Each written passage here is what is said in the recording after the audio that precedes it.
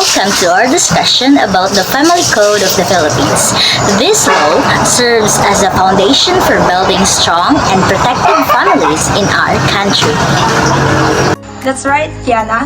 It was established in 1987 and focuses on key areas like marriage, parenting, property, and family rights.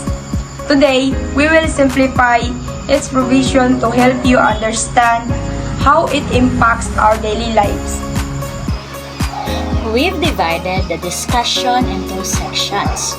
Jennifer and I will walk you through each one with simple explanations and real-life examples. So, let's get started. The Family Code was created to regulate family relationships and protect their sanctity. It covers first, marriage and family relations.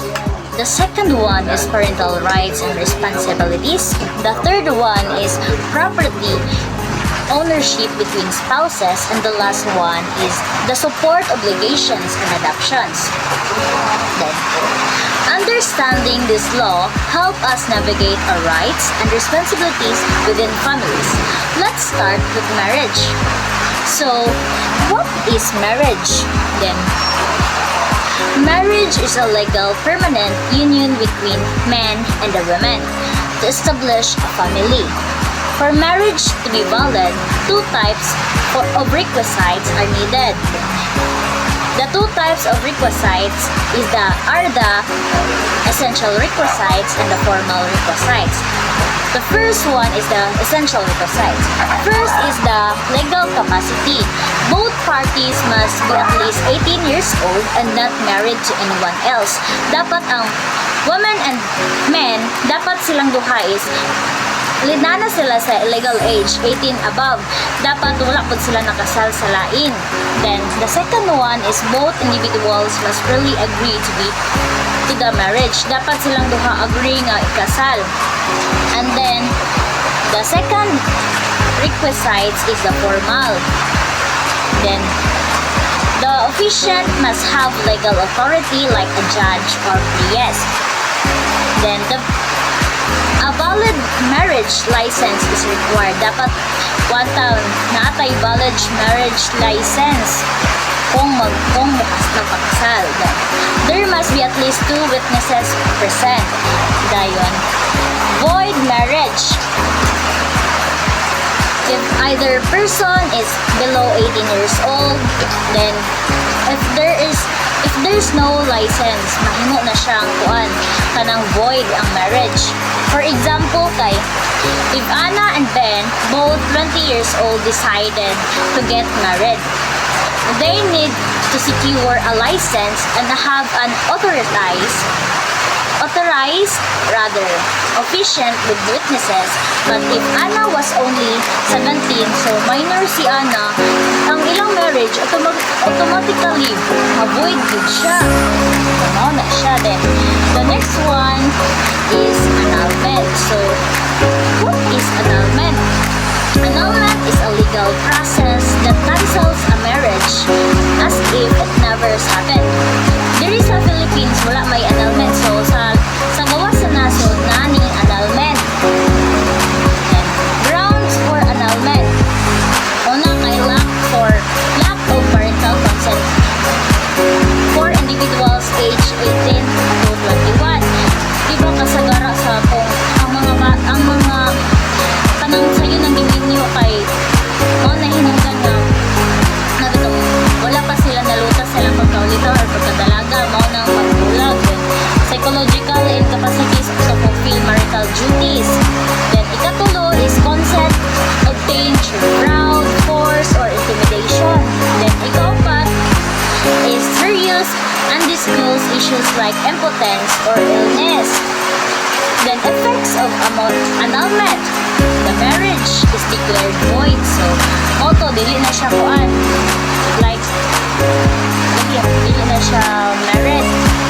The court decides child custody. Then, ang court ay bahala kung ang child, for example, nasa lang ang anak, ang child is kung asa na sila paingon o kinsay magkuha nila mag-support.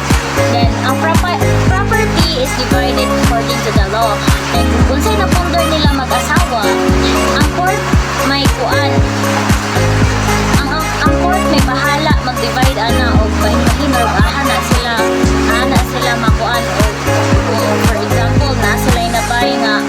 unta dapat ilagin ang tungaan og tarong.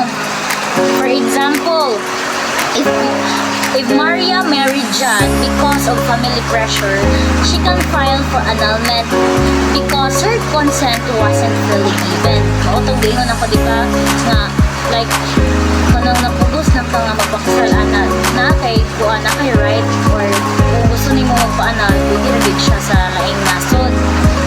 Then once annulled, they would no longer be legally bound. Mao to siya. Parental authority.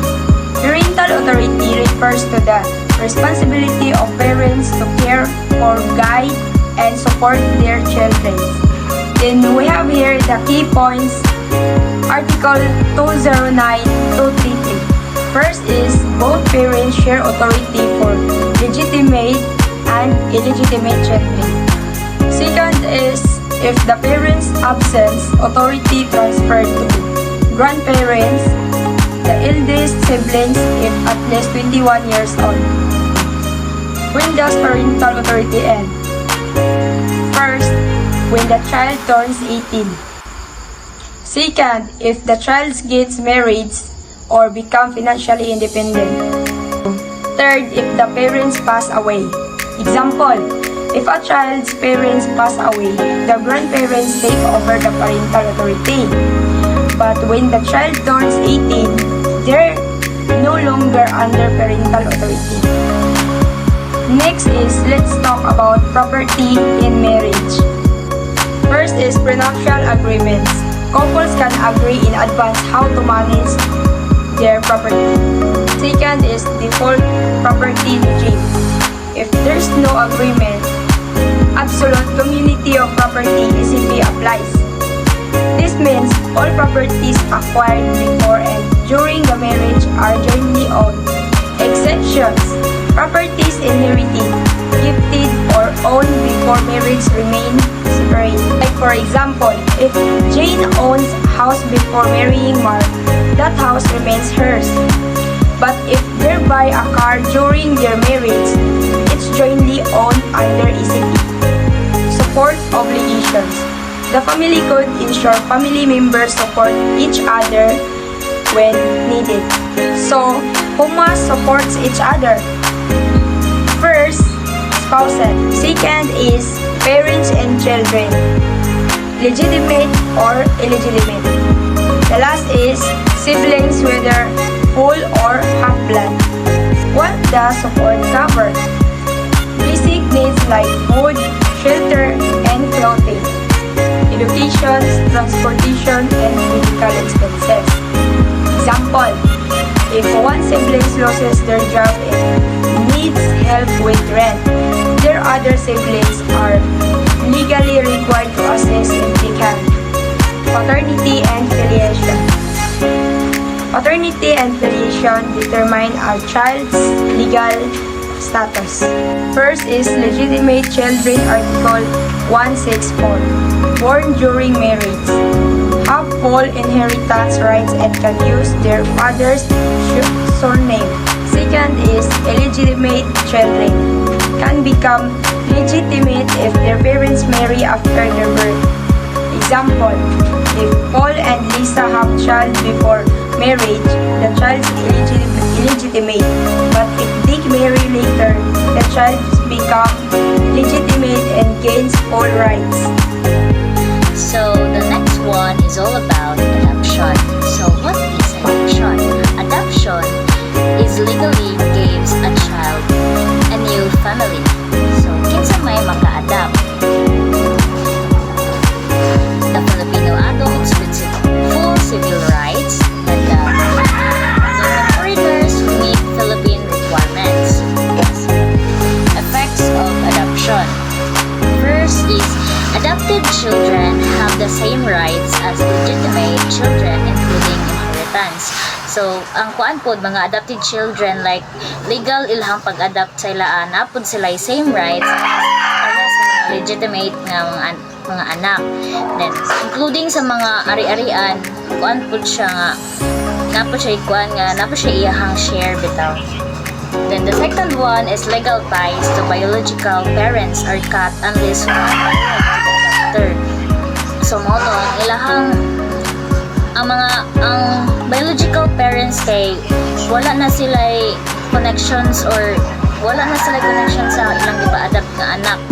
For example, if Mike and Susan adopt a child, the child gains inheritance rights and becomes their legal heir. Tagapagmana. Then, the last one is the family home. So, what is the family home? The family home is protected by law to ensure its stability. Here are the key points. First is, a family home is automatically created when family lives in a property. Then the second one, it cannot be sold or taken by creditors except in special cases like unpaid taxes. Then the third one is protection ends if the family moves out or abandons the home. For example, if a family faces financial difficulties, their home cannot be sold to pay creditors unless it involves taxes or loans directly tied to the homes. We hope that this video discussion helped you understand the family code better. It's designed to protect families and ensure fairness in relationships. Knowing these rules empowers us to navigate family life responsibly and strengthens our bonds. Thank you for watching. Stay informed and stay connected. God bless.